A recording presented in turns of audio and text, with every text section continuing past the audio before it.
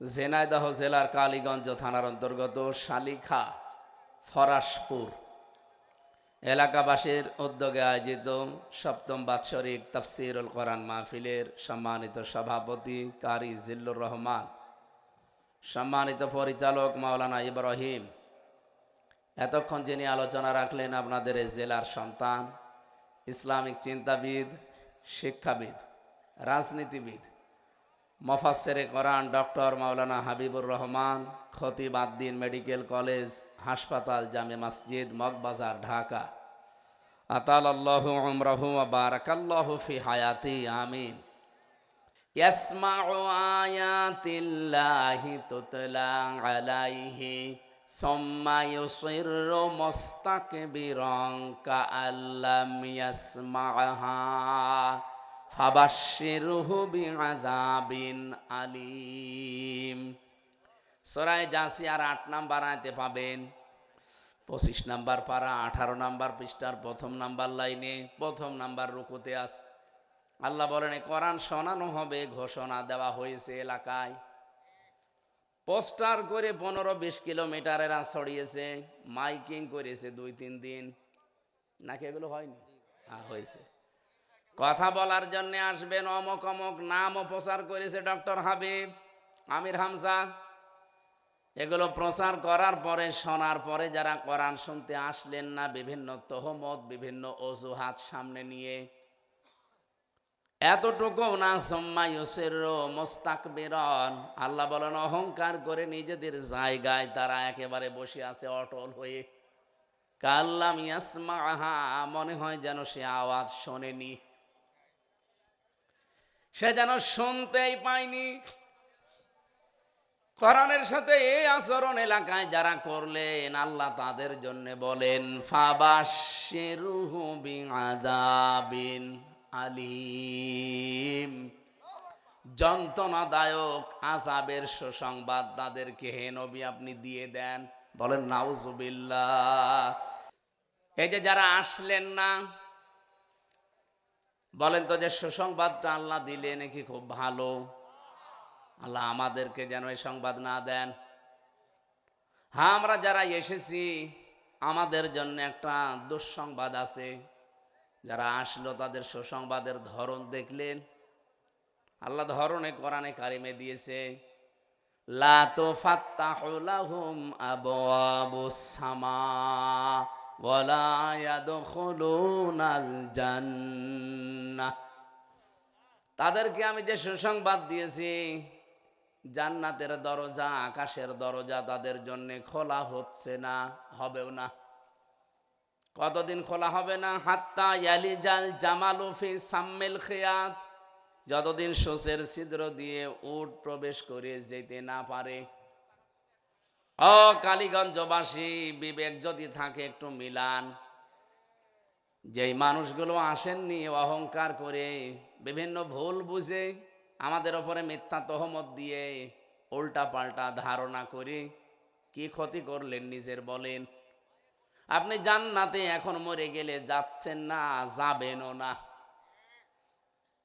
এটা সূরা আরাফের ৪০ নম্বর আয়াতে পাবেন, ৮ নম্বর পারা ১৪ নম্বর পৃষ্ঠার ৬ নম্বর লাইনে আছে, ইন্নাল্লাযীনা কাযযাবু বিআয়াতিনা ওয়াস্তাকবারু আনহা, নিশ্চয় আমার কোরআনের কথা শোনার পরে যারা মিথ্যা মনে করে, যে আমির হামজা বলছে মনে হয় দেখি টেনে বলতে পারে না, কোরআন আমি মাথায় নিয়ে বলতে পারি। কোরআনের ব্যাপারে কোনো তথ্য যদি আপনাদের সামনে বলি, ওর ভেতরে বানিয়ে আমার চিন্তা ভাবনা প্রবেশ করানো জীবনেও সম্ভব না।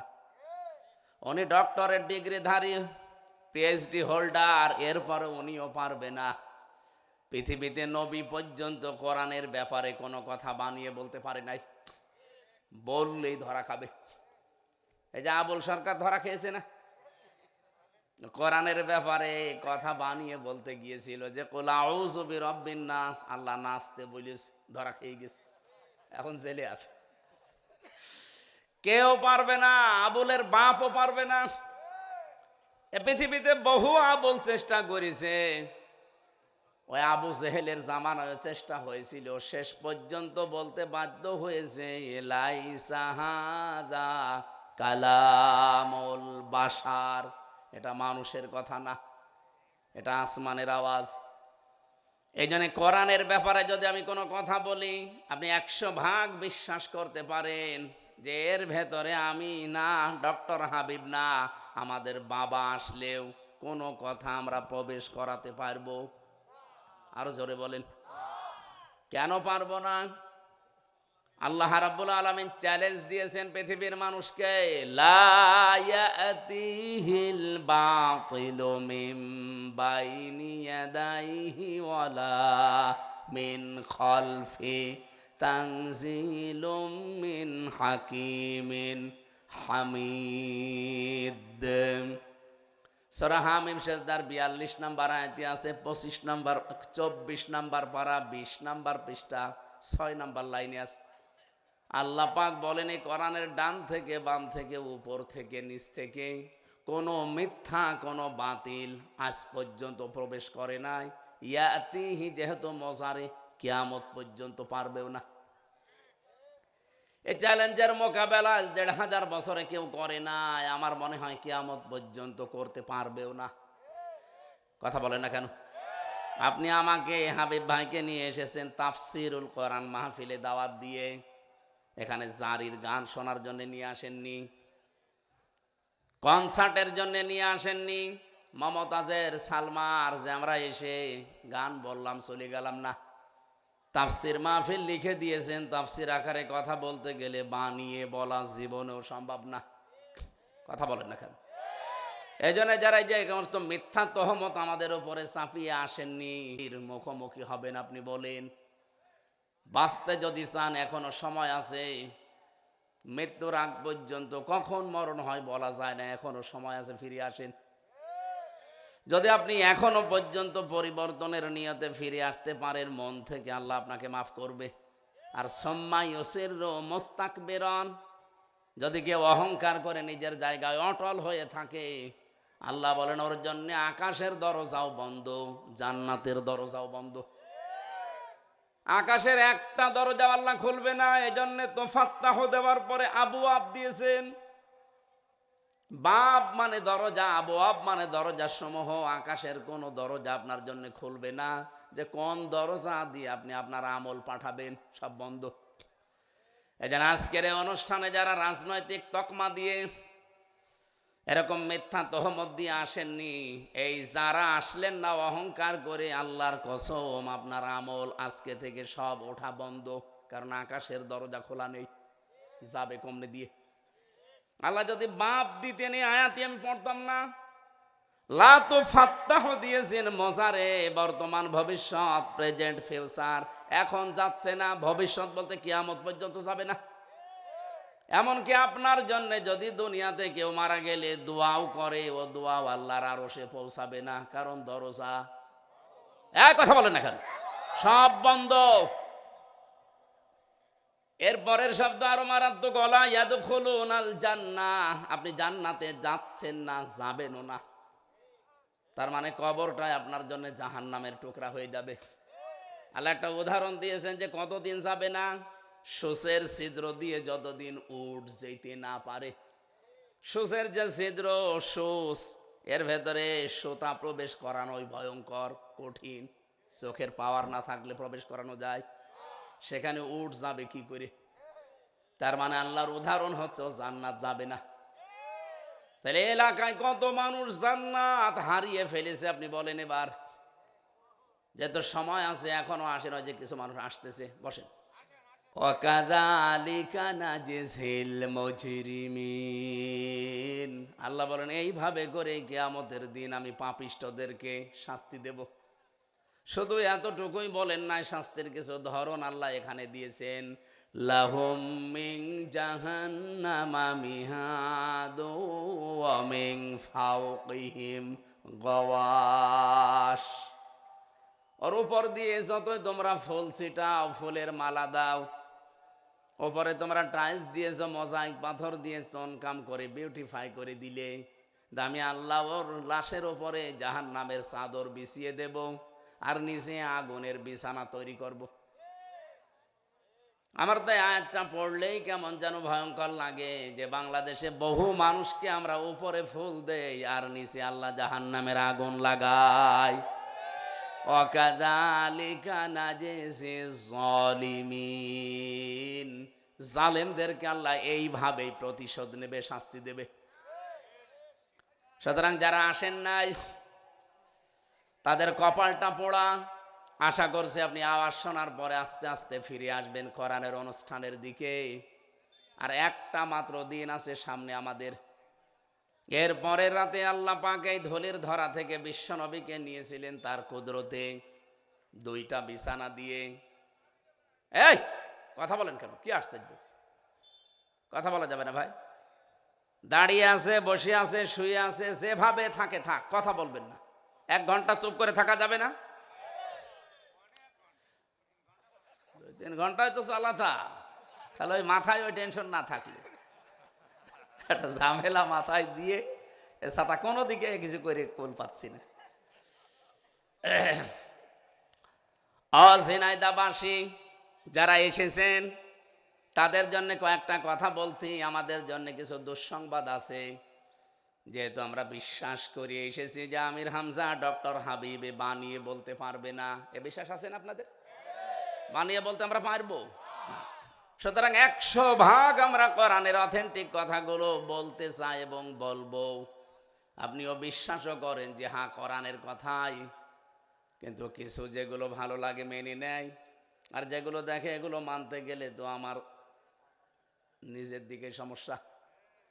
কারণ আমি যে ব্যবসা করি ওই ব্যবসার সাথে আয়াতের মিল নেই। আমার বউ যেভাবে চলে কোরআনের আয়াতের সাথে মেলে না। আফাতুমিনুনা বিবাদিল কিতাবি ওয়া তাকফুরুনা বিবাদ। এই কোরআনের কিছু বিশ্বাস করবা যেগুলো তোমার দিকে যায়, আর যেগুলো তোমার সাথে মেলে না অস্বীকার করবা, ছেড়ে দিবা। এটা যদি আচরণ হয় এখানে কারো, আল্লাহ তাদের জন্যও দুঃসংবাদ দিয়েছেন একটা। ফামা জাযাউ মান ইয়াফআলু যালিকা মিনকুম ইল্লা খিজিয়ুন ফিল হায়াতিদ দুনিয়া ওয়া ইয়াউমাল কিয়ামাতি ইউরাদ্দুনা ইলা আশাদ্দিল আযাব। দুনিয়ার জীবনে লাঞ্ছনা, গঞ্জনা, অপমান, অপদস্থ এগুলো ছাড়া কিছুই দেব না। সুতরাং আমরা যারা এসেছি আমাদের কিন্তু সমস্যা আছে। আপনি যদি এই কথা বিশ্বাস করে বসেছেন যে আমির হামজা যা বলবে কোরআনের কথায়, ওর পক্ষে গেলেও বলবে, বিপক্ষে গেলেও বলবে।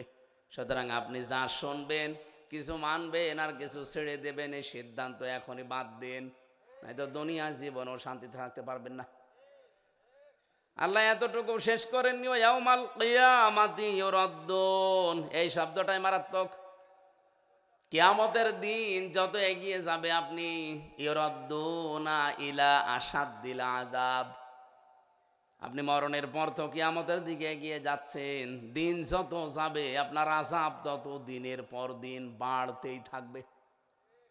ইউরাদ্দুনা এটা মোজারে, বর্তমান, ভবিষ্যৎ, প্রেজেন্ট, ফিউচার। আশাদ্দিল আযাব ইসমে তাফজিল। দিন যত যাবে আপনার আযাবের তীব্রতা, শাস্তির তীব্রতা তত বাড়তেই থাকবে। আয়াতের ব্যাখ্যা করেছেন আল্লাহ নিজে। সূরা আনআম 30 নম্বর আয়াতে পাবেন এই ব্যাখ্যাটা। আল্লাহ পাক বলেন, ওয়াহুম ইয়াহমিলুনা আওজারহুম আলা যুহুরিহিম আলা সামা ইয়াসিরুন। ওয়া মানে এবং হুম মানে তারা, ইয়াহমিলুন এটাও বহন করা, তারা বহন করছে এবং করবে। আলা মানে উপরে, জুহুর মানে পিঠ, হিম মানে তাদের, ঝার মানে বোঝা, আউঝার মানে বোঝা সমূহ। তারা যেন তাদের পাপের বোঝা সমূহ বহন করে নিয়ে যাচ্ছে, যেতেই থাকছে, শুধু বন্ধ করে দেয়নি। ফেরেশতারা এদেরকে দেখে বলবে কত নিকৃষ্ট বোঝা এরা বহন করে নিয়ে যাচ্ছে। বলেন নাউজুবিল্লাহ। হয়তো আপনারা কিছু বোঝেননি, কিছু শিক্ষিত মানুষ ছাড়া। এখানে বাস্তবতা কত কঠিন আপনি জানেন। ইলা সাদ্দিল আযাব আল্লাহ এমনি দেয়নি। ডক্টর হাবিব, ওনার বয়স এখন মনে করেন 50 থেকে 52 বছর। এই 50 বছর বয়সে যদি উনি 50 মন গোনা করে থাকে, উনি মারা গেল, কবরে দিয়ে দিলেন। কিয়ামতে যেদিন আল্লাহ ওনাকে তুলবে, এই 50 মন গোনার বোঝা ওনার মাথার উপরে চাপিয়ে দিলেন, বিচার শেষ নাকি? না মানে ফাঁসি, অবশ্য ফাঁসি। ফাঁসি দেবেন কি করে? কিয়ামতে আবার কোনো ফাঁসি আছে? কিয়ামতের ফাঁসি হচ্ছে পুলসিরাত। ওয়াইম মিনকুম ইল্লা ওয়ারিদুহা কানা আলা রাব্বিকা হাতমাম মাকদিয়া সুম্মা নুনাজ্জিল্লাযীনা তাকাউ ওয়া নাযারুজ যালিমিনা ফিহা জিসিয়া। সূরা মরিয়মের 71 72 নম্বর আয়াতে আছে যে পুলসিরাতে আল্লাহ গুনাহগারদেরকে কেটে কেটে ফেলে দেবে। ফাঁসি হলে কি কেটে যায়? আর পুলসিরাতে শুধু গলা না, পুরা শরীর কাটতে থাকবে। চুলের মতো চিকন আর হীরার মতো ধার, ওর উপর দিয়ে উঠলে গেলেই গুনাহগারেরা কেটে কেটে পড়ে যাবে। শুধু মাথা না, সবই কেটে যেতে পারে। ফাঁসি যে বলেছে একেবারে খারাপ বলেনি, হালকা মিলেছে। তো ওনার নাই আমি 50 মন গোনা চাপিয়ে দিলাম, ওনার বিচারটা তো শেষ হয়ে যাওয়ার কথা ছিল হিসাব মতো। কিন্তু আল্লাহ ইউরাদ্দুনা দিয়েছেন, ইয়াহমিলুনা দিয়েছেন, ঝাড়ের বহু বচন আও ঝাড় দিয়েছেন। এই শব্দগুলো ঝামেলা। দিন যত যাবে ওনারও 50 মন গোনা করে বিদায় নিয়েছে, 50 মন আর থাকবে না। আমরা বাংলাদেশে বহু মানুষ শুনে যে সাদগায়ে জারিয়া, সাদগায়ে জারিয়া যেমন আছে, গোনায়ে জারিয়াও আছে। কথা বলেন না কেন? আপনি এমন কাজ দুনিয়ায় করে গেলেন, আপনি নেই কিন্তু কাজটা বন্ধ হয়নি। আপনি এমন একটা ছাত্র সংগঠন বানিয়েছেন, আপনি মরে গেছেন কিন্তু সে ছাত্র সংগঠন আছে। ওরা চাঁদাবাজি করে, ওরা দুর্নীতি করে, ওরা জেনা করে, ওরা ধর্ষণ করে, ওরা টেন্ডারবাজি করে, ওরা ছিনতাই করে, ওরা মদ খায়, ওরা মানুষ খুন করে, ওরা যত কিছু করছে। এমনকি ওরা হিন্দু বিশ্বজিৎকেও ছাড়ে না। কথা বলে না কেন? আপনি তো মরে গেছেন সে 50 বছর আগে, কিন্তু ওরা তো মরেনি। ওরা তো 180 মাইল বেগে চালাচ্ছে। কিয়ামত আসতে আসতে এই সংগঠনটা দুনিয়ায় যদি টিকে থাকে, আর এই সংগঠনে যত ছাত্র ছাত্রী যোগ দেবে, ওরা যত অপকর্ম করবে, আপনি কবরে বসে বসে এই গোনাগুলো পেতেই থাকবেন, কারণ আপনি বানিয়েছিলেন। কথা বলেন না কেন? আপনি এবার হিসাব করে বলেন, উনি যদি এই ছাত্র সংগঠন বানিয়ে রেখে মরে যায়, গোনা ছিল ওনার 50 মন, কিয়ামত আসতে আসতে ওনার গোনা হয়ে যাবে 50,000 মন। তখন টানতে পারবে? এই জন্যই দোয়াতের শেষের শব্দ এই আলা সামা ইয়াসিরুন। কত নিকৃষ্ট বোঝা। ওনার নাম ধরে কিয়ামতে আল্লাহ বলবে ফেরেশতাদের দিয়ে, দেখ বহন করে নিয়ে যাচ্ছে। এই জন্য এখানে আমরা যারা বসে আছি, যা শুনবেন 100 ভাগ বিশ্বাস করবেন। একটাও আমাদের যেহেতু বানানো না, যা শুনবো পুরাটাই আমরা মেনে নেওয়ার সিদ্ধান্ত নিলাম, নাকি আংশিক? আরো জোরে বলেন। আজকের তেলাওয়াত কিন্তু আয়াত শুনেছেন আপনারা? বলেন তো কোন সূরা? সূরা বাকারার শেষের 2 আয়াতের আগের আয়াতটা। বিশ্ব নবীকে এই মেরাজে 3টা জিনিস আল্লাহ হাদিয়া দিয়েছিলেন, আর 14টা জিনিস শিখিয়েছিলেন। যেই 3টা জিনিস তাকে হাদিয়া দিয়েছেন, ওই হাদিয়াগুলো সম্পর্কে আজকে আমরা জানতে চাই। আসলে আমরা হাদিয়া পেয়ে খুশি আছি না বেজার হয়ে গেলাম? বিশ্বনবীকে 14টা জিনিস শিখিয়েছিলেন। আজকে যদি 27শে রজব হতো আমি বলতাম, আজকে 25শে রজব, আর একদিন আছে মাত্র। ওই 14টা আমি 27 তারিখে বলবো। আজকে এই 3টা হাদিয়ার বিষয়ে বিস্তারিত বলতে চাই, যেগুলো আমার স্টাডি করা আছে। নবীজিকে আল্লাহ এখান থেকে বরাক নামে বৈদ্যুতিক গতি সম্পন্ন একটা যানে করে নিয়ে গেলেন। মেরাজের কথা বলতে গেলে আমি নিজেও আশ্চর্য হয়ে যাই, কারণ এর সফরটা আমি বাস্তবতার সাথে আজও মিলাতে পারিনি। বিজ্ঞান একটা তথ্য দিয়েছে, একটা মানুষ সর্বোচ্চ হাঁটতে পারে প্রতিদিন 16 কিলোমিটার। কত? 3 কত হয়? এই তো 48 মাইল। 16 মাইল হাঁটতে পারে একটা মানুষ। 48 মাইলের ওপরে আপনি একদিনে হেঁটে আর কোল করতে পারবেন না, 3 দিনে। এই জন্য 3 দিনে 48 মাইল যেহেতু মানুষ হাঁটতে পারে, 48 মাইলের উপরে গেলে আমাদের হানাফি মাযহাব অনুযায়ী আমরা মুসাফির বলি। কি বলি?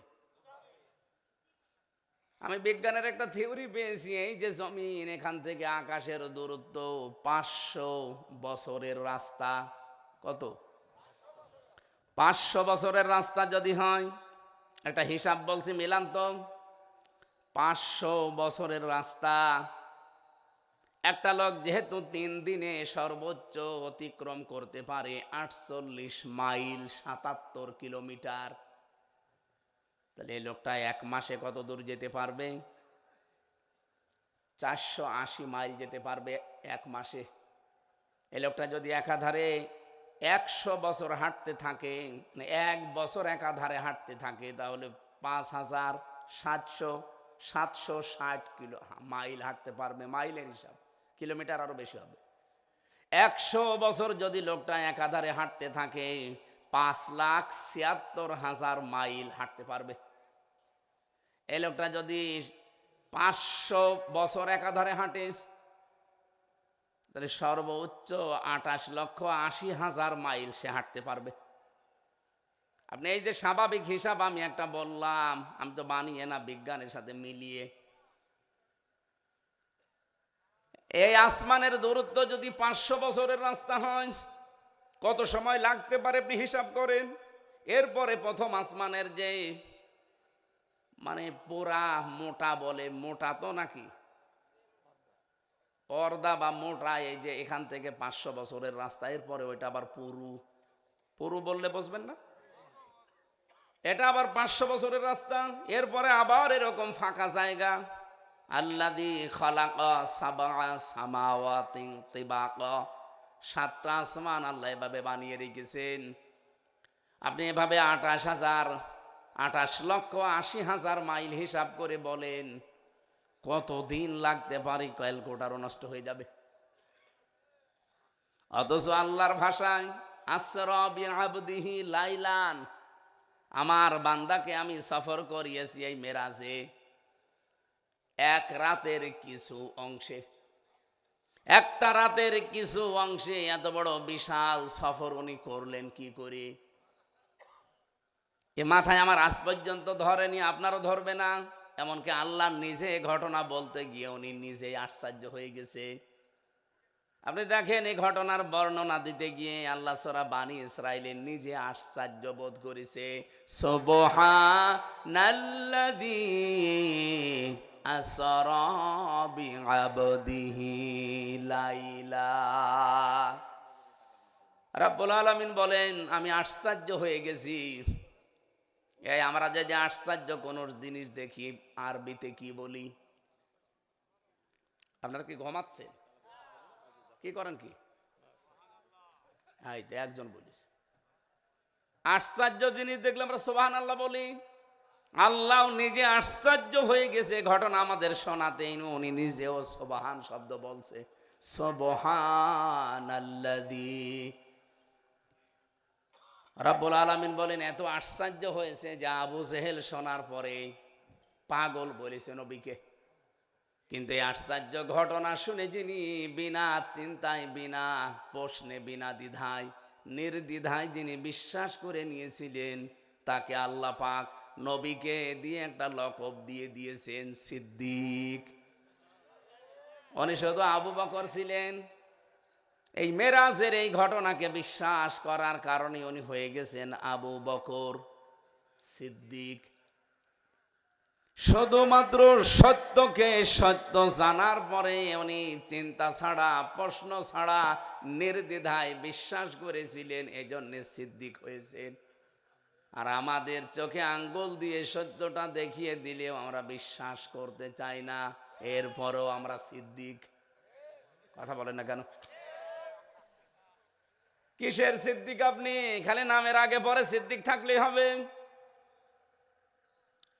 গোপালগঞ্জের একজন আছে ভাইরাল সিদ্দিক, ওরে পিটারও দরকার শয়তানটার। মাঝে মাঝে হাদিস বানায়।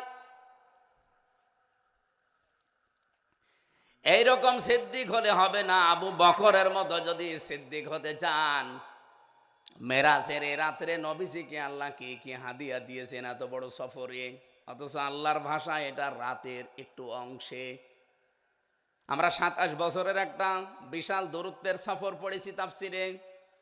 27 বছর একাধারে উনি সফর করলেন। আল্লাযী বারাকনা হাওলাহু লিনুরিয়াহু মিন আয়াতিনা। আল্লাহ বলেন আমি বরকতময় করে তার পাশে বোরাকে করে নিয়েছি বৈদ্যুতিক গতি সম্পন্ন যান, সেকেন্ডে যেটা যায় 1,86,000 মাইল। যেন বিদ্যুৎ, এই যে বিদ্যুৎ, এটার আরবি নাম বারকুন, সেখান থেকেই বোরাক। এটা আমার আল্লাহ প্রথমে নিয়ে গেলেন এই জানে জোরে সিদরাতুল মুনতাহা, এরপরে আর যেতে পারেনি। সিদরাতুন শব্দের শাব্দিক অর্থ বরুই বা কুল গাছ, মুনতাহা মানে শেষ ঠিকানা। এ পর্যন্ত যাওয়া যায়, এরপরে আর যাওয়া যায় না। এখানে একটা কুদরতের বিছানা এসেছে, তার নাম রফরফ। মুত্তাকিনা আলা রফরফিন খুদরি ওয়া বকরিয়িন হিসান ফাবিআইয়ি আলাই রাব্বিকুমা তুকাযযিবান। বলেন আল্লাহু আকবার। ফি জিলালিল কোরআনে মুফাসসিরে রফরফ শব্দটা আয়াতে সূরা রহমানে আছে। উনি তাফসীর করতে গিয়ে ব্যাখ্যায় টিকায় লিখেছেন, আল্লাহর নবীকে আল্লাহ রফরফে করে তার আরশ মহল্লা পর্যন্ত ভ্রমণ করিয়েছেন। আমরা যেহেতু এটা সম্ভব না, কিয়ামতের দিন যদি আল্লাহ আমাদেরকে জান্নাত দান করেন, তাহলে এই রফরফের পিঠে উঠে এই কুদরতের বিছানায় আমাদেরকে আল্লাহ জান্নাত ভ্রমণ করাবেন। জান্নাত ভ্রমণ করাবেন আল্লাহ রফরফ নামক এই কুদরতের জানে, কুদরতের বিছানায়। আরশ মহল্লা নবীজিকে দেখিয়েছেন। আরশ মহল্লা তিনি দেখলেন, 19 জন ফেরেশতা আরশ বহন করছে। উনি আরশে উঠবেন, জুতা পাইছিল। নবীজিকে আল্লাহ বলেন, হে রাসূল আপনি জুতা নিয়ে চলে আসেন। ডাক দিলেন, হে আমার হাবিব, হে আমার দোস্ত বন্ধু। পৃথিবীতে বন্ধু বন্ধুর বাড়িতে গেলে কিছু না কিছু নিয়ে যায়। আপনি কি নিয়ে এসেছেন? আপনি তো আমার বন্ধু, আপনাকে আমি হাবিব বলেছি, আপনাকে খলিল বলিনি, সাদিক বলিনি, রফিক বলিনি, জার বলিনি, অলি বলিনি, আপনাকে বলেছি আমি হাবিব। হাবিব বলা হয় ওই বন্ধুকে যার সন্তুষ্টির জন্য আমার আল্লাহ সব করতে পারেন। আর খলিল বলা হয় ওই বন্ধুকে যেই বন্ধু আমার আল্লাহর সন্তুষ্টির জন্য সব করতে পারেন। এই জন্য ইব্রাহিম নবীকে বলা হয় খলিল, আর মোহাম্মদ রাসূলুল্লাহকে বলা হয় হাবিব। আপনাকে আমি এত ভালোবাসি, এত অন্তরঙ্গ বন্ধু, আপনাকে আমি ভাবি। কি নিয়ে আসলেন আপনি? উনি সঙ্গে সঙ্গে সেজদায় পড়ে গেলেন, লম্বা সেজদা দিয়ে ডাক দিয়েছিলেন, আল্লাহুল গনিয়্যু ওয়া আনতুমুল ফুকারা। হে আল্লাহ তুমি তো ধনী আর আমরা সবাই গরিব ফকির, আমি কি নিয়ে আসবো আপনার কাছে? তারপরও যখন কি নিয়ে এসেছো প্রশ্ন করলে, আমি নিয়ে এসেছি একেবারে খালি হাতে আসি নাই। উনি তখন বলেছিলেন, আত্তাহিয়াতু লিল্লাহি ওয়াসসালাওয়াতু ওয়াত-তাইয়্যিবাত। আমার যত ইবাদত বন্দেগী জীবনে করা আছে, আমার মালের এবং আমার শরীরের, আমার জানের ইবাদত, মালের ইবাদত সব আমি তোমার জন্য আজকে নিয়ে এসেছি। রব্বুল আলামিন এত খুশি হয়েছিলেন এই কথাটা শোনার পর, সঙ্গে সঙ্গে নবীকে আল্লাহ তিনটা জিনিস দিয়েছেন, আসসালামু আলাইকা আইয়ুহান নাবিয়্যু ওয়া রাহমাতুল্লাহি ওয়া বারাকাতুহু। আমি আপনার প্রতি সালাম, আমার নাম একটা সালাম, এ সালাম নামে যত শান্তি আছে আমি আপনার উপরে বর্ষিত করলাম, যত রহমত আমি আল্লাহর আছে, যত বরকত আমি বানিয়েছি সব দিয়ে দিলাম। নবীজি এত উদার, সঙ্গে সঙ্গেই বলেছিলেন, হে আল্লাহ, সবই আমাকে দিলে এতে আমার উম্মতকে কিছু দেবে না। আসসালামু আলাইনা ওয়া আলা ইবাদিল্লাহিস সালিহিন। আমার যে উম্মতগুলো আছে নেককার, তাদের উপরেও তো তোমার এগুলো দেওয়া লাগবে। ফেরেশতারা নবীর এই মুখে এত বড় উদারতাপূর্ণ কথা শোনার পরে তারা বলেছিল, যা 19 জন বহনকারী ফেরেশতা, ওরা এক বাক্যে সবাই বলে উঠেছে, আশহাদু আল্লাহ ইলাহা ইল্লাল্লাহ ওয়া আশহাদু আন্না মুহাম্মাদান আবদুহু ওয়া রাসূলুহু। রব্বুল আলামিন এই তিনজনের কথা এত বেশি খুশি হয়েছিলেন, আল্লাহর কথা, রসুলের কথা আর ফেরেশতাদের কথা। আসার সময় যে তিনটা হাদিয়া দিলেন তাকে, প্রথম নাম্বারে দিয়েছিলেন 50 ওয়াক্ত নামাজ, আর বলে দিলেন প্রতি নামাজে এই আত্তাহিয়াতু, এইটা আমি পড়া নামাজে ওয়াজিব করে দিলাম। অনেক তো আনন্দে 50 ওয়াক্ত নামাজ নিয়ে দুনিয়ার দিকে আসছিলেন। হঠাৎ ষষ্ঠ আসমানে হযরত মুসা আলাইহিস সালামের সাথে দেখা। তিনি একবার, দুইবার, তিনবার না 9 বার ফেরত পাঠিয়েছেন যে যান কমিয়ে নিয়ে আসেন। 9 বারে 5 নং 45 কমিয়েছে। হযরতে মুসা বললেন, হে নবী, আপনার চাইতে আমার অভিজ্ঞতা বেশি, আপনি আর একবার যান, দেখেন আরো কিছু কমে কিনা, কারণ আমি জানি আপনার উম্মতেরা পারবে না। আমার উম্মত এত শক্তিশালী, এত ডেঞ্জার, তাদের মাত্র 1 ওয়াক্ত নামাজ ছিল, তাই তারা পড়তো না। আর আপনার 5 ওয়াক্ত এখনো আছে, আর আপনি এখনো আনন্দে আছেন, যান।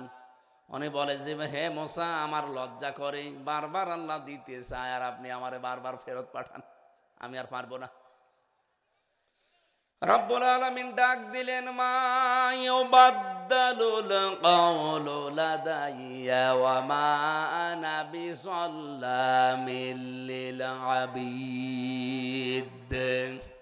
সূরা কফের 29 নাম্বার আয়াতে আছে, হে নবী, আমি কিন্তু সিদ্ধান্ত নিয়েছিলাম 50 ওয়াক্ত, আপনার কনসিডারের কারণে আমি আল্লাহ কমিয়ে দিয়েছি। আমার কথার যেহেতু কোনো রদবদল নেই, কোনো পরিবর্ধন নেই, যা বলেছি তাই। আপনার উম্মতদেরকে আপনি যদি 2টা বিষয় অবগত করেন, তারা যদি হক আদায় করে নামাজটা পড়তে পারে, আমি আল্লাহ পাক ঘোষণা দিয়ে দিলাম, 50 ওয়াক্ত নামাজ পড়লে যে সওয়াব হয়, 5 ওয়াক্ত নামাজেই ওই সওয়াব দিয়ে দেব। শব্দটা শুনেই তো সুবহানাল্লাহ পড়লেন। এ লোকটা তো পড়ে নাই। শব্দটা বলেছে কি আমার আল্লাহ, যে আপনার উম্মতদেরকে আপনি জানাবেন, তারা যদি হক আদায় করে এই 5 ওয়াক্ত নামাজও পড়তে পারে। কি আদায় করে? আরো জোরে বলেন। এই হক আদায় করে তো পড়া দরকার। এইটাই আমরা অনেকেই জানি না, নামাজ তো অনেকেই এখানে পড়ি। যেহেতু 50 ওয়াক্ত নামাজের সওয়াব আমরা নিতে চাই না, চাই না? আরো জোরে বলেন।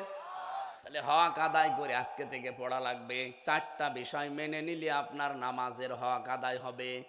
1 নম্বরে আপনি নামাজে সময়ের গুরুত্ব দেওয়া লাগবে। যখন তখন নামাজ পড়লে হয় না, নামাজের একটা সময় আছে। কত মানুষ চা খেতে খেতে আসরের নামাজ শেষ হয়ে গেছে, ও টেরও পায় না, গল্পে মেতে আছে। কোরআনে কারিমে আল্লাহ পরবর্তীতে জানিয়েছেন, ইন্নাস সালাতা কানাত আলাল মুমিনিনা কিতাবাম মাওকুতা। সূরা নিসার ভেতরে আছে, অবশ্যই আমি আল্লাহ মুমিনদের উপরে নির্ধারিত সময়ে নামাজ লিখে দিয়েছি। কোন সময়? যখন তখন নামাজ পড়লে নামাজ হয় না, নামাজের একটা নির্ধারিত সময় আছে। এটা হক আদায়ের প্রথম শর্ত।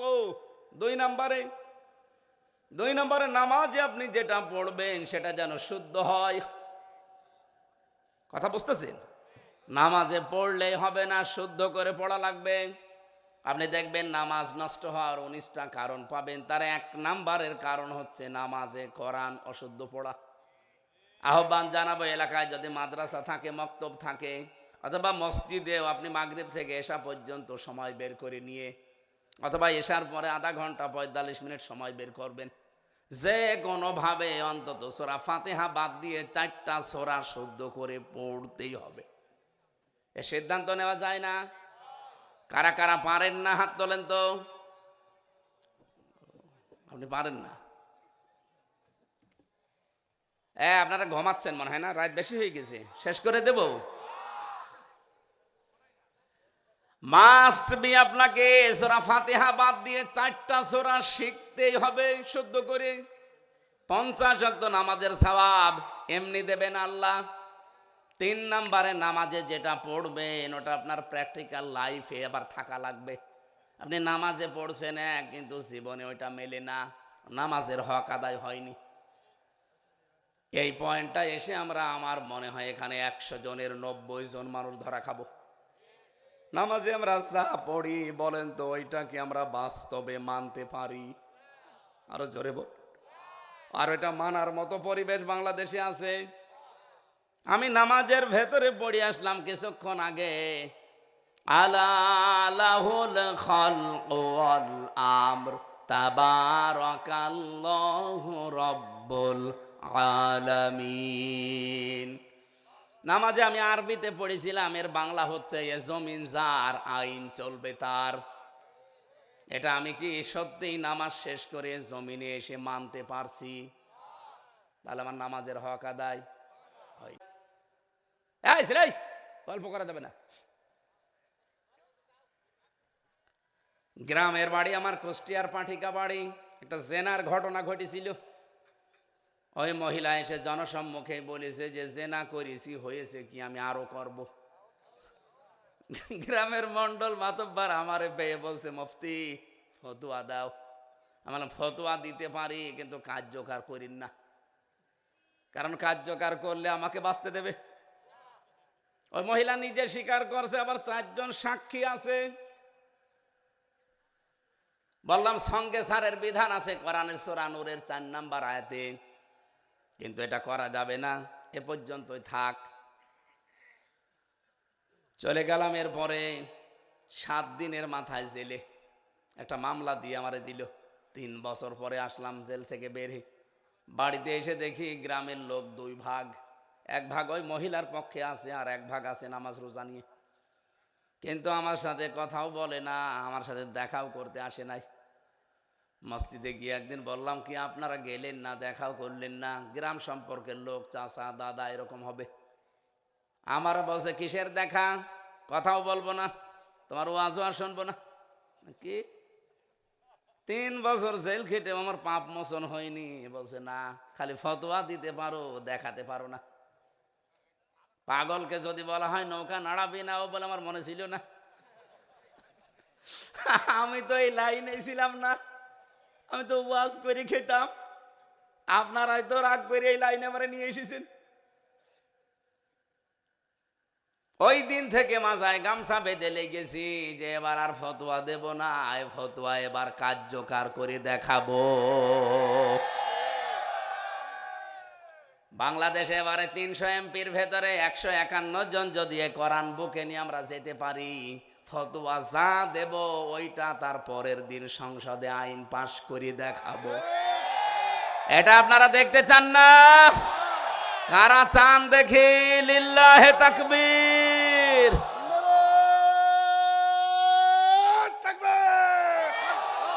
আল কোরআনের আলো, আল হাদিসের আলো।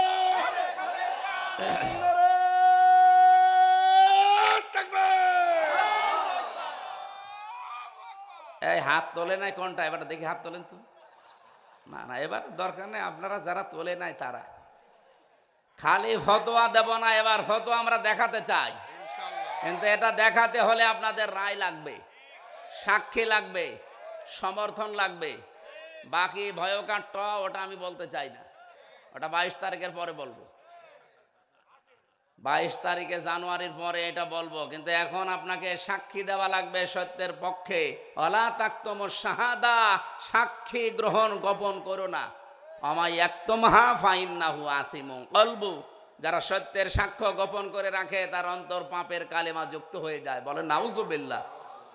আপনি নিজেকে নিজে গুনাহগার পাপী বানাতে চান, সত্যের সাক্ষী গোপন করবেন না। সাক্ষী বলেন, রায় বলেন, সমর্থন বলেন, আমানত বলেন, এগুলো যে পাওয়ার দরকার তাকে দিয়ে দেবেন, নাকি টাকা খেয়ে উল্টাপাল্টা জায়গায় দেবেন। অনেকে আবার টাকা খেয়ে বলে যে টাকা খালাম বেঈমানি করব। তুই তো বেঈমান হয়েই গেছিস। টাকা খেয়েছে ভোট দেওয়ার জন্য, রায় দেওয়ার জন্য, ও তো আগেই বেঈমান, তো এখন আবার কি বেঈমান হবে? সুতরাং টাকা খেয়েছে তো বেঈমান হয়েই গেছে, আর ডবল করে বেঈমান হওয়ার দরকার নেই। সাক্ষীটা সঠিক জায়গায় দিয়ে ওই গোনাটা মাফ করবেন। এই কথা বলছেন না কেন?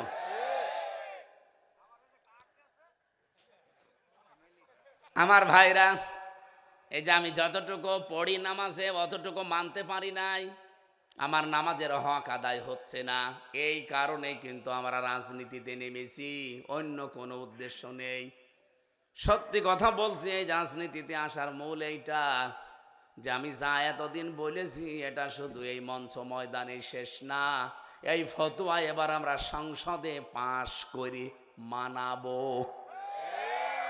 4 নাম্বারটা বলবো। কয়টা বললাম মনে আছে? 1 নাম্বারে সময় মতো পড়া লাগবে। 2 নাম্বারে নামাজে যা পড়বেন ওটা যেন শুদ্ধ হয়। 3 নাম্বারে নামাজে যা পড়ছেন ওইটা আপনার প্র্যাকটিক্যাল লাইফ, বাস্তব জীবনে থাকা লাগবে। এ পর্যন্ত বুঝেছেন কিনা বলেন? 4 নাম্বারটা এবার বোঝায় নাকি বলাবো? 4 নাম্বারে আপনি যার পেছনে নামাজ পড়বেন এই লোকটাকে আপনার চাইতে আরো ভালো হওয়া লাগবে। আমি একটা হাদিস পড়ছি, এর 6টা আছে, 4টা আছে, 2টা ব্যাখ্যা 2 জায়গায় পেয়েছি। মুসলিম শরীফে আছে আর তিরমিজি শরীফে আছে। এখানে এই যে স্টেজে আমরা কতগুলো মানুষ বসে আছি, মনে করেন এখন ফজরের নামাজ পড়ব। ফজরের নামাজ পড়তে হলে নবীর হাদিস হচ্ছে আমরা এই 20 জনের ভেতরে যার বয়স বেশি তারে দেওয়া লাগবে সামনে। এখন যদি দেখি সবার বয়স সমান, তাহলে সবার ভেতরে যার এলেম বেশি নামাজের উপরে, মাসলা মাসাইল জানা আছে, যার তারে দেওয়া লাগবে। এটাও আমরা 20 জন সমান। 3 নম্বরে দেখা লাগবে যে আমাদের ভেতরে সুন্নাতের পাবন্দি আছে সব চাইতে বেশি কার, তাকওয়া আল্লাহর বেশি কার, এটাও আমাদের সবার সমান সমান। আমারও দাঁড়িয়ে আছে, ওনারও আছে, আমারও জব্বা ওনারও জব্বা, বয়সও সমান, নামাজের মাসলা মাসাইল জ্ঞানও সমান। 4 নম্বরে দেখা লাগবে আমাদের ভেতরে এই 20 জনের বউ কার সুন্দরী বেশি। এটা শুনলে অনেক মানুষ বলে না এটা মানে বানানো। আর বানানো হবে কেন? হাদিস। এখন প্রশ্ন আসতে 20 জনের বউ দেখবো কি করে? আরে ভাই আমারটা আমি জানি না, ওনারটা উনি জানে না। আমার প্রশ্ন আছে এখানে, হাদিসের ব্যাখ্যাটা বলছি, আমি এটা ভার্সিটি থাকাকালীন পড়েছিলাম। বউ সুন্দর এ কথা নবীজি কেন বললেন জানেন? মুহাদ্দিস ব্যাখ্যা করতে গিয়ে লিখেছে, যার বউ এ পৃথিবীতে সুন্দরী বেশি হয় তার মন একটু এদিক ওদিকে যাওয়ার সম্ভাবনা কম থাকে। যদিও আমাদের অনেকের নেই, বউ সুন্দরী হলেও অনেকে লাইন করে। কথা বলছে না কেন? হ্যাঁ করে, ওই যে একজন বসে করে, ও করিস মনে হয়। পরকীয়া প্রেম যদি এলাকায় কেউ তো করে থাকেন থামেন। ইল্লা মানে বাতাগা অরা ইল্লা লিমানে বাতাগা অরা জালিকা ফাউলাইকা হুমুল আদুন। আপনার জায়েজ স্ত্রী এবং বাদী এই 2টা বাদ দিয়ে পৃথিবীর কোনো মহিলাকেও যদি কামনা করে তাহলে সে সীমা লঙ্ঘন করে ফেলেছে। সীমা লঙ্ঘনকারী কোনোদিন জান্নাত যাবে না। এজন্য পরকীয়া প্রেমে যারা আছি এই মুহূর্তে এই জায়গা থেকে তওবা করে ফিরে আসেন। শয়তানি কাজটাকে শোষবন করে দেখায়। এখানে কয়েকটা বিষয় শুধু আমাদের একা দোষ না, সম্মানিত মা বোন যারা এসেছেন, আপনাদের কয়েকটা কাজের কারণে অনেক স্বামী আছে অন্য জায়গায় লাইন করে, তার 1 নম্বরে আপনি স্বামী সম্পর্কে উদাসীন। আপনার স্বামী যেটা যেভাবে চায় আপনি ওইভাবে সেটাকে দিতে পারেন না। অনেক মানুষের মন মানসিকতায় এক না। অনেক স্বামী আছে তার স্ত্রীকে খোলামেলা পছন্দ করে, তা আপনি ওইরকম পোশাক পরে থাকবেন? আপনাকে রাবিয়া বসরির মতো থাকার দরকার নেই। রাবিয়া বসরির মতো থাকবেন বাইরে যেয়ে, ঘরের পরিবেশে আপনি থাকবেন আপনার স্বামী যেভাবে চায় ওইভাবে। কথা বুঝতেছেন? তাহলে ওর মন আর অন্য দিকে যাবে না। অনেকগুলো কারণ আমি হাদিসের পাতায় পেয়েছি। বিশ্বনবী সর্বশেষ এটা বলেছেন শুধুমাত্র এই নামাজের ইমামতি করার ক্ষেত্রে না, নামাজের পরেই মানুষ একটা আয়াত পড়ে দেখবেন, রব্বানা হাব লানা মিন আজওয়াজিনা ওয়া যুররিয়াতিনা কুররাতা আয়ুনি ওয়াজআলনা লিল মুত্তাকিনা ইমামা। কি বলা হয় এখানে দেখেছেন? ওয়াজআলনা, আমাদের সবাইকে আপনি বানান। ওয়াজআলনা লিল মুত্তাকিনা ইমামা, মুত্তাকিদের জন্য আপনি ইমাম বানিয়ে দেন আমাদেরকে। সুতরাং এই দেশে যে পরিবারে আপনি বাস করেন, যে সমাজে আপনি বাস করেন, যে রাষ্ট্রে আপনি থাকেন, ওই সমাজ, ওই পরিবার, ওই রাষ্ট্রের যারা দায়িত্বশীল হতে চায়, যারা ইমাম হতে চায়, যারা নেতা হতে চায়, যারা মেম্বার, চেয়ারম্যান, মেয়র, এমপি, মন্ত্রী, এগুলো ইমাম, এরা যদি কেউ সামনে আসে, কমপক্ষে আপনার মসজিদের ইমামের চাইতে তার চরিত্র আরো ভালো হওয়া লাগবে। কারণ মসজিদের ইমাম নামাজ পড়াবে 24 ঘন্টায় মাত্র 1 ঘন্টা 10 মিনিট। এই যে আমার পেছনে বসে চিল্লাচ্ছে, ওইটাও একটা ইমাম। ওর মাথা থেকে পা পর্যন্ত আপনি দেখে নি, ওইটাও ঝিনাইদহ বাড়ি, ইমামতি করে কুষ্টিয়ায়। মাথা থেকে পা পর্যন্ত আমরা দেখে নিয়েছি। এমনকি যদি দাড়ি কাটা থাকতো আমরা ইমাম নিতাম না। কথা বলেন না কেন? এমনকি ওনার বউ পর্দায় থাকে কিনা এটাও খোঁজ নিয়ে তারপরে ইমামতির জায়গায় দিয়েছি। বলেন তো, ঝিনাইদহের এই ছেলেটাকে, এই মাওলানাকে মাথা থেকে পা পর্যন্ত দেখলাম। এমনকি টাকনোর নিচে যদি পোশাক পরতো আমরা নিতাম না। ওনার বউ যদি শুনতাম যে বেপরদায় চলাফেরা করে, তাও নিতাম না। অথচ নামাজ পড়াবে মাত্র 24 ঘন্টার 1 ঘন্টা 10 মিনিট, 5 ওয়াক্ত নামাজ সময় লাগে। এদিকে 22 ঘন্টা 50 মিনিট আমার নিজের মন মতো আমার জীবন চলবে, উনি আমার দায়িত্বে নেই। কারণ আমি ওনার পেছনেও তো ওই সময় আর নেই। এতটুকু একটা মসজিদের ইমাম যেখানে মাত্র 400-500 মানুষের নামাজের ইমামতি করবে 24 ঘন্টার কতটুকু সময়? 1 ঘন্টা 10 মিনিট। বাংলাদেশ মনে হয় কোন ইমামের কাছে, খতিবের কাছে মসজিদের দান বাক্সর চাবি দেওয়া নেই। আছে? দান বাক্সর চাবি কার কাছে? ক্যাশিয়ারের কাছে। ক্যাশিয়ারের কাছে রেখে দেয়, ইমামের কাছেও দেয় না, না জানে চুরি করে বের করে নেয় কিনা। এতটুকু ইমাম কি ক্ষমতা তার বলেন? মসজিদের দান বাক্সর চাবিও তার কাছে নেই। 24 ঘন্টার 24 ঘন্টাও তার আন্ডারে আপনি থাকবেন না, মাত্র 1 ঘন্টা 10 মিনিট। কিন্তু আমরা যারা ব্যক্তি, পরিবার, সমাজ এবং রাষ্ট্রের ইমাম বানাবো, যে লোকটা নেতৃত্ব দেবে, যে লোকটা এমপি হবে, মেয়র হবে, উপজেলা চেয়ারম্যান হবে, মন্ত্রী হবে, ওর কাছে কোটি কোটি টাকা বাজেট আসবে রাষ্ট্রের। কথা বলেন না কেন? বলেন তো, তার চরিত্র এই মাওলানা হাফিজুর রহমানের চাইতে 100 গুণ ভালো হওয়া লাগবে। কারণ বাজেট তো সব তার হাত দিয়ে আসতেছে। নামাজের এই 4 নাম্বার শিক্ষা যদি আপনি এবার নিতে ব্যর্থ হন, 50 ওয়াক্ত নামাজের সওয়াব জীবনও পাবেন না, কিয়ামতের দিন নবীর হাতে হাউজে কাউসারও পাবেন না। নামাজ কবুল হলে তো তারপরে হাউজে কাউসার, আপনার নামাজই তো হচ্ছে না।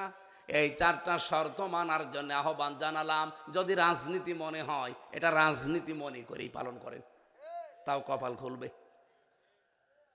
আমি রাজনীতি মনে করে কথাটা বলি নাই, হাদিসে আছে, কোরআনেও আছে, সূরা মাউনে আছে। ফাওয়াইলুল লিল মুসাল্লিন আল্লাযীনা হুম আন সালাতিহিম সাহুন। ওই মুসল্লিগুলোর জন্য ধ্বংস, আক্ষেপ, আফসোস, যারা নামাজ সম্পর্কে উদাসীন। এই সাহনের ব্যাখ্যা এই চারটা। যারা এই চারটা শর্ত আদায় করে নামাজ পড়তে পারেন না, আপনি 50 ওয়াক্ত নামাজের সওয়াব তো পাবেনই না, হাউজে কাউসারের পানি নবীর হাতে পাবেন না। এবার আপনার যা মনে হয়, রাজনীতি মনে হয় করেন, যান। দ্বিতীয় নম্বর, নবীকে আল্লাহ হাদিয়া দিয়েছিলেন যে যত উম্মত আপনার দুনিয়ায় আছে আপনি সে বলতে পারেন যে সবাইকে আমি আল্লাহ মাফ করে দেব, কিন্তু মুশরিক যারা তাদের ক্ষমা নেই। কাদের? এবার আপনার এখানে এই যে হাদিয়া পেলেন, শিরিক করলে যেহেতু মানুষ মুশরিক হয়ে যায়, মুশরিকের কোনো ক্ষমা নেই। আমাদের জীবনে এবার দেখা দরকার যে শিরিক আছে কিনা। ঝিনাইদহবাসী, পাশের জেলা কুষ্টিয়া, অনেক ভালোবাসি আপনাদের। আমি বাঁচাতে চাই, আল্লাহর কসম আমি আপনাদের বাঁচাতে চাই। দেখেন তো আপনার জীবনে শিরিক আছে কিনা। আরে ভাই, কিছুদিন পরে আপনিও আল্লাহর সামনে দাঁড়াবেন, আমারও দাঁড়ানো লাগবে। আল্লাহ না করুক যদি আপনি আমার সামনে পড়ে যান, আর যদি বলেন এই যে হুজুর গিয়েছিল আমারে বলে নাই, আমিও ধরা খাবো, আপনিও ধরা খাবেন। এই জন্য আমার বলার দরকার বলছি, মানার দরকার আপনার। কথা বলেন না কেন? এক কথাই বলছি, এটা দুই জায়গায় পাবেন কোরআনে কারিমের। সূরা নেসার 48 নম্বর আয়াত, সূরা নেসার 116 নম্বর আয়াত, একই আয়াত, শুধু শব্দ কয়েকটা একটু কম বেশি আছে। ইন্নাল্লাহা লা ইয়াগফিরু আইয়ুশরাকা বিহি ওয়া ইয়াগফিরু মা দুনা যালিকা লিমান ইয়াশা। আল্লাহ বলেন, হে নবী, আমি সব অপরাধ মাফ করে দেব, কিন্তু শিরিক করলে কোনো মাফ। আরো জোরে বলেন। শুধু আপনাকে বললাম তা না, এ পৃথিবীতে যত নবী আমি পাঠিয়েছিলাম প্রত্যেকটি নবীকে এই ওহী করেছিলাম। এটা সূরা জুমারের 24 নাম্বার পারা 4 নাম্বার পৃষ্ঠার 11 নাম্বার লাইনের 65 নাম্বার আয়াতে আছে, ওয়ালাকাদ উহিয়া ইলাইকা ওয়া ইলাল্লাযীনা মিন ক্বাবলিকা লাইন আশারাকতা লা ইয়াহবাতান্না আমালুকা ওয়া লা তাকুনান্না মিনাল খাসিরিন। অবশ্যই আপনার পূর্বে যত নবী রাসূল দুনিয়ায় পাঠিয়েছি প্রত্যেকের কাছে ওহী করেছিলাম, এমনকি আপনাকেও বলছি, লাইন আশরাকতা, যদি আপনি শিরিক করেন, লা আহবাতান্না আমালুকা, লামে তাকিদ নুনে সাকিলা, আপনার একটা আমলও থাকবে না, সব নষ্ট করে দেব। ওয়ালা তাকুনান্না মিনাল খাসিরিন, এবং আপনি ক্ষতিগ্রস্তদের মাস্ট বি অন্তর্ভুক্ত হয়ে যাবেন। ঝিনাইদহবাসী খুব গুরুত্বপূর্ণ, যেহেতু হাদিয়াটা পেয়েছিলাম, নবীজি আমাদের জন্য পেয়েছিলেন, জানিয়েও দিয়েছেন যে শিরিক করলে মাফ হবে না।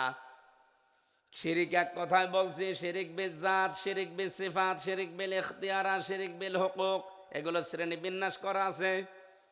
এক কথায় বলছেন, আল্লাহ যেটা পারে ওইটা অন্য কেউ পারে, এই বিশ্বাস করার নাম শিরিক। এই আল্লাহ যেটা পারে ওইটা অন্য কেউ পারে, এই বিশ্বাস যদি কেউ কারো উপরে করে থাকেন, আপনি শিরিক করে ফেলেছেন। আর শিরিক করলে আপনি মুশরিক, মুশরিকের জন্য ক্ষমা। এবার আসেন একটা একটা করে, শিরিক বিল জাত, শিরিক বিল সিফাত, শিরিক বিল ইখতিয়ারা, শিরিক বিল হুকুক, এগুলো একটা একটা করে একটু দেখি। আল্লাহর হক হচ্ছে এ পৃথিবীতে সন্তান যে দেয়, এটা মা বাবারও কোনো ক্রেডিট নেই, তারা শুধু বিছানায় থাকে এই, এমনকি কোনো পীর সাহেব ফু দিয়েও পারে। আরো জোরে বলেন। কিন্তু কত মানুষ এই শিরিক বাংলাদেশে করছে, মুসলমান মেয়েরা বিভিন্ন বাবার কাছে গিয়ে মনে করছে বাবা না হলে সন্তান সম্ভব না। আমার একজন দিয়েছিল একটা আপেল পড়ে দিতে, হুজুর এটা পড়ে দিন।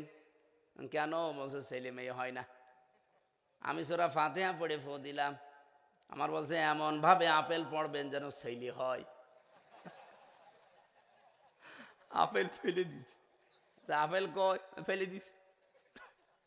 আরে ভাই, আপেল পড়ে যদি ছেলে হয় তা আমার ম্যাডামের পরপর 3টা মেয়ে হইতো না? খালি আপেল খাওয়াতাম পড়ে পড়ে। কি বিশ্বাস মানুষের দেখেন। বলেন তো, আল্লাহ ছাড়া সন্তান দেওয়ার মালিক যদি অন্য কেউ হইতো, ইব্রাহিম নবী 83 বছর পর্যন্ত অপেক্ষা করা লাগতো না? 83 বছর পর্যন্ত দোয়া করেছিলেন, তারপরেও আল্লাহ বাদে উনি কারো কাছে ধর্ণা দেয়নি। আমরা তো সেই বাবার সন্তান, কথা বলো না কেন? এই বাবার সন্তান হয়েও যারা উল্টা পাল্টা বাবার কাছে যে হাত পাতেন, আপনি কিন্তু মুশরিক হয়ে গেছেন। এবার আর একটা বলি, রাগ হবে না তো? ওই যে আয়াতটা পড়েছিলাম না, আলাহুল খালকু ওয়াল আমরু, আজকে এশার নামাজে পড়লাম যে জমিন যার, হুকুম চলবে তার। কারণ আইন এই পৃথিবীতে কেউ বানাতে পারে না, আল্লাহ কাউকে ক্ষমতা দেয়নি। এই তথ্যটা পাবেন সূরা আলে ইমরান 4 নম্বর পারার 9 নম্বর পৃষ্ঠার 3 নম্বর লাইনে 54 নম্বর আয়াতে, 154 নম্বর আয়াত, এটা মাঝের অংশে আছে। কুল ইন্নাল আমরা কুল্লাহু লিল্লাহ, হে নবী আপনি বলেন আইন তৈরি করার ক্ষমতা কারো নেই, এই ক্ষমতা শুধুমাত্র কার? সুতরাং এ জমিন যেহেতু আল্লাহর, আমরা সবাই বিশ্বাস করি, এখানে আইনও চলা দরকার কার? আল্লাহর আইন জমিনে, আল্লাহর আইন বাদ দিয়ে যারা অন্যের আইনে জমিনে কায়েম করতে চান, সে যে নামেই হোক, আপনি কিন্তু মুশরিক, আপনি শিরিক করছেন আল্লাহর সাথে। আল্লাহর আইনের সাথে আপনি শিরিক করে মুশরিক হয়ে গেছেন।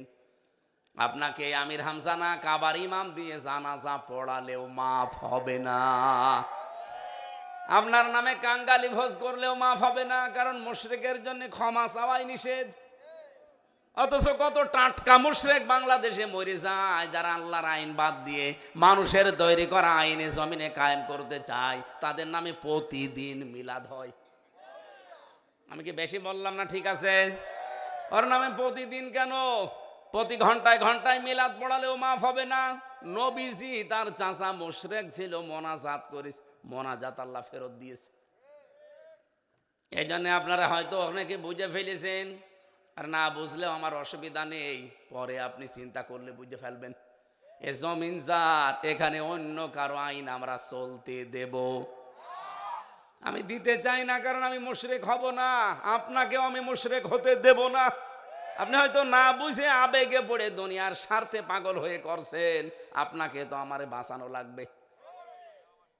আমার যেহেতু চোখ আছে কোরআন হাদিসের, আপনি তো অন্ধ, হেঁটে যাচ্ছেন সামনে আগুন, আমি যদি চোখওয়ালা মানুষ হয়ে থাকি, আমার উচিত হচ্ছে আপনাকে বাধা দেওয়া। আর আমি যদি অমানুষ হই, আমি বলবো ঠিক আছে তুই জ্বলতে থাক, আমি একটু হাসি। কথা বলছেন না কেন? আমি যেহেতু অমানুষ না, আমরা যেহেতু মানুষের বাচ্চা, এই জন্য কোরআন হাদিসের চোখ লাগিয়ে দেখতে পাচ্ছি আপনি জাহান্নামের আগুনে ঝাঁপ দিচ্ছেন। আরে ভাই, জমিন যার, আইন চলবে অন্য কারো, আল্লাহ মানবে কি করে? এই জন্যই নবীকে এই হাদিয়াটা দিয়েছিলেন যে বলবেন যেন আপনার উম্মতেরা শিরিক না করে।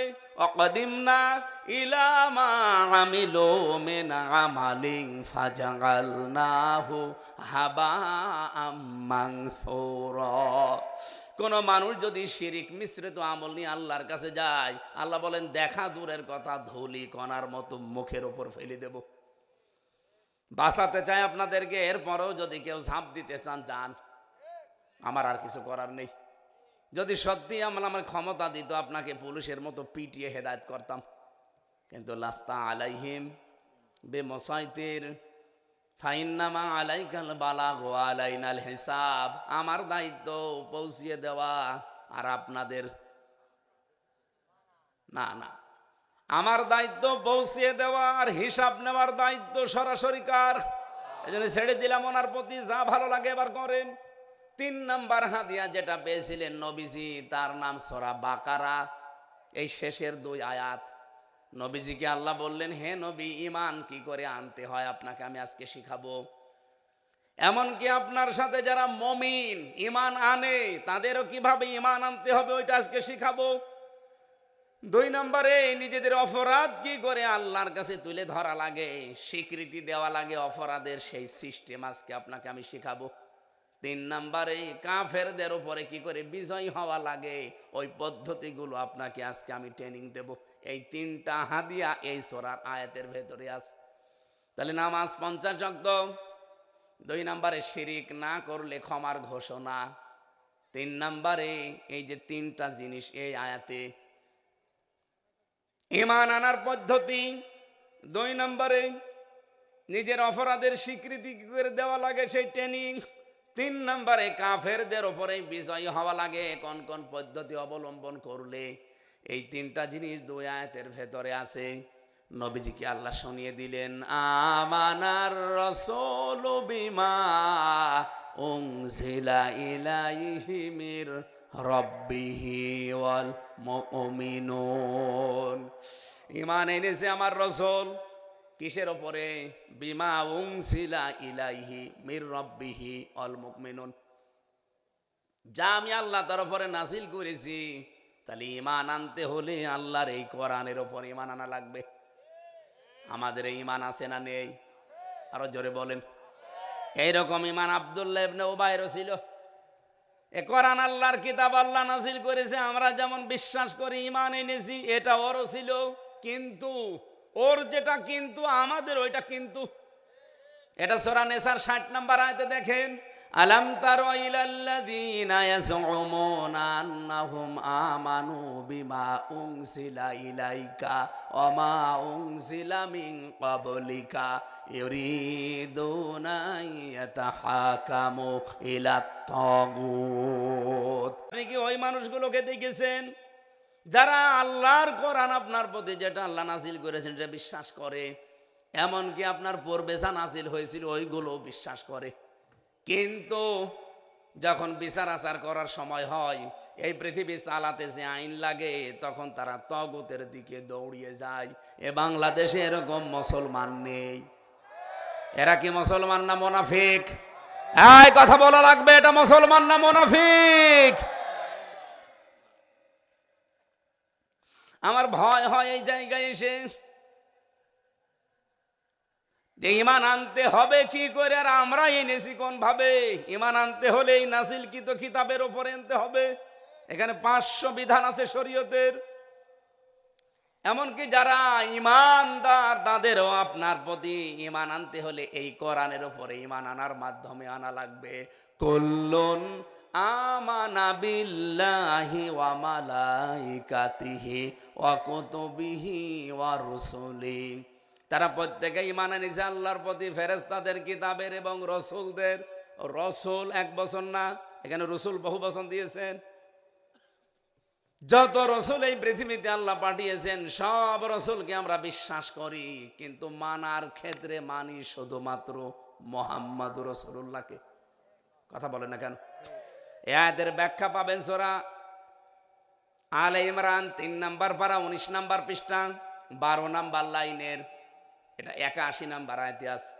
ওয়াইদা খাযাল্লাহু মিসাকান নাবিয়িনা লামা আতাইতুকুম মিন কিতাবিন ওয়া হিকমা।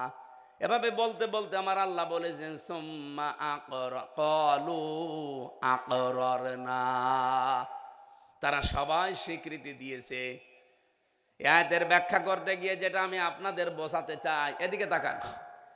এই পৃথিবীতে যদি এখন মুহাম্মদুর রাসূলুল্লাহকে বাদ দিয়ে কেউ হযরতে মুসা নবী যদি নেমে আসে দুনিয়ায়, হযরতে ঈসা নবী যদি নেমে আসে, কেউ আছে 6ষ্ঠ আসমানে, কেউ আছে 4র্থ আসমানে, ওনারা যদি দুনিয়ায় নেমে এসে বলে আমরা নবী, আমরা শেষ জামানার নবী, আর কোন মানুষ এই পৃথিবীর ময়দানে, শুধু বাংলাদেশে না তামাম পৃথিবীতে, যদি আল্লাহর নবী মুহাম্মদুর রাসূলুল্লাহর আদর্শ বাদ দিয়ে মুসা নবীর দিকে, ঈসা নবীর দিকেও ছুটে যায়, বিশ্ব নবী জানিয়েছেন ওই লোকটা জাহান্নামী।